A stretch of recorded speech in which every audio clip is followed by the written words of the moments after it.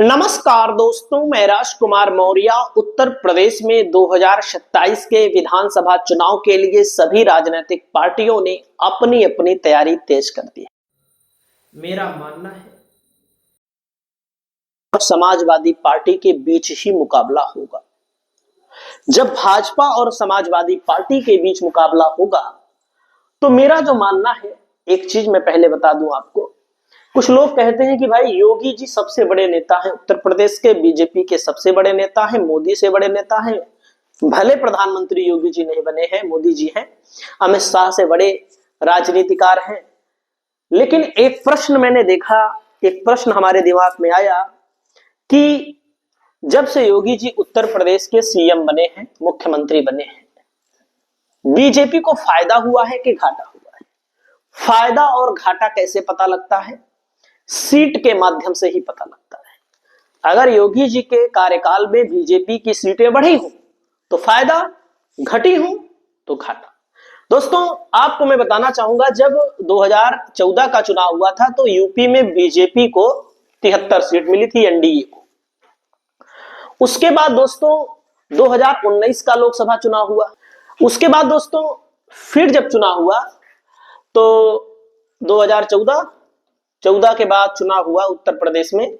लोकसभा पहले लिख देते हैं 2019 में सपा को 5, बसपा को 10, 5 15, एक कांग्रेस को 16, यानी कि बीजेपी की लोकसभा सीटें। तब यहां पर योगी जी मुख्यमंत्री नहीं थे।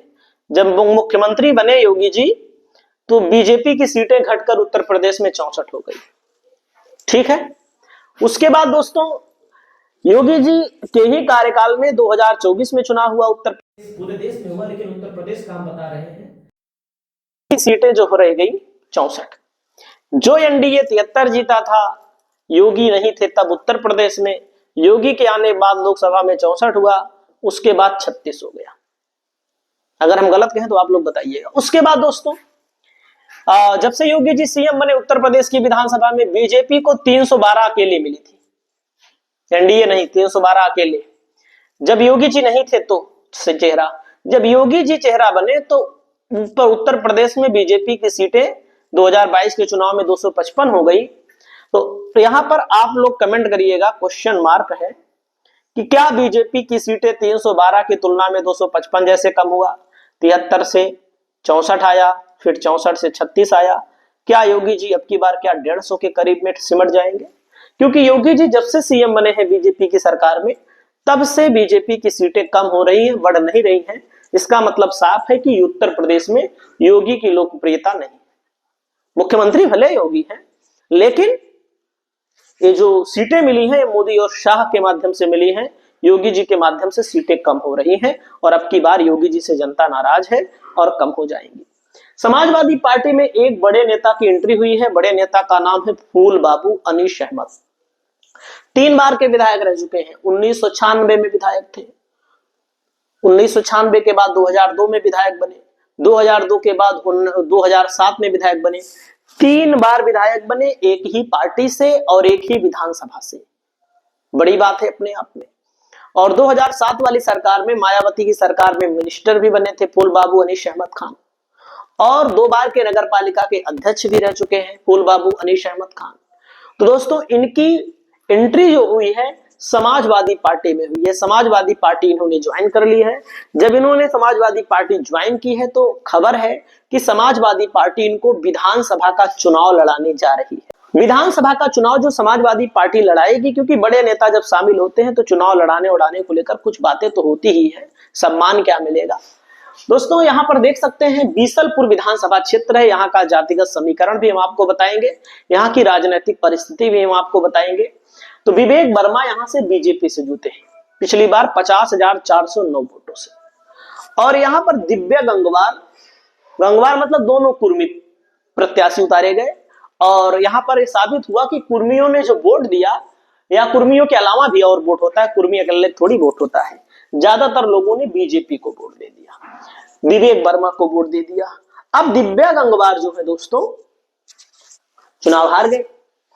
अब यहां पर अनीश अहमद खान फूल बाबू 35,983 वोट प्राप्त किए थे, जो कि अपने आप में तीसरे नंबर की पार्टी बनी, 15% वोट मिला यहां पर। अब आप यहां पर ध्यान दीजिएगा, 15% वोट मिला, लेकिन पूरे उत्तर प्रदेश में बसपा का जो वोट बैंक था 2022 के चुनाव में लगभग 12% था। मतलब कि बीएसपी के अन्य विधानसभा क्षेत्रों के मुताबिक यहां पर 3% वोट ज्यादा मिला अनीश अहमद खान फूल बाबू को।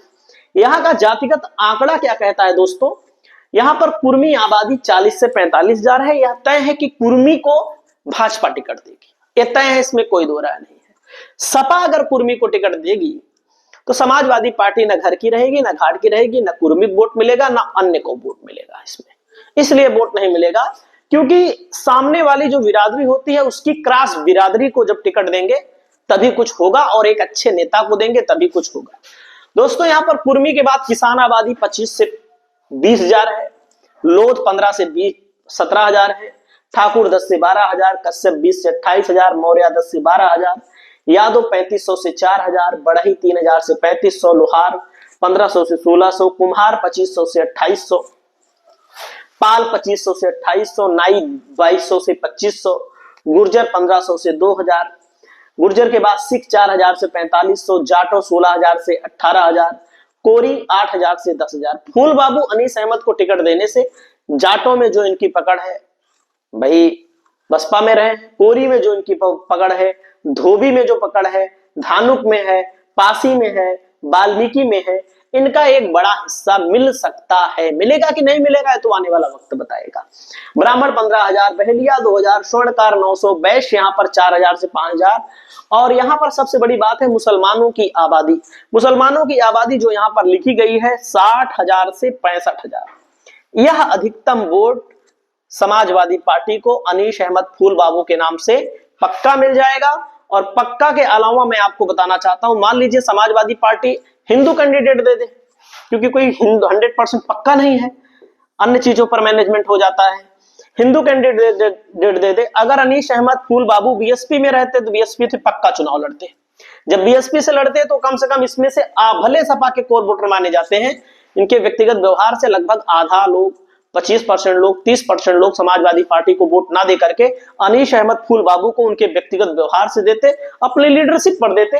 अगर मान लीजिए समाजवादी पार्टी यहाँ हिंदू कैंडिडेट वोट अगर देती है, टिकट देती है, तो इसमें का जो वोट बसपा को जा सकता था 20%, 25%, वो नहीं जाएगा। लेकिन ये अनुमान है, ये बताया जा रहा है कि इनको समाजवादी पार्टी चुनाव लड़ाएगी।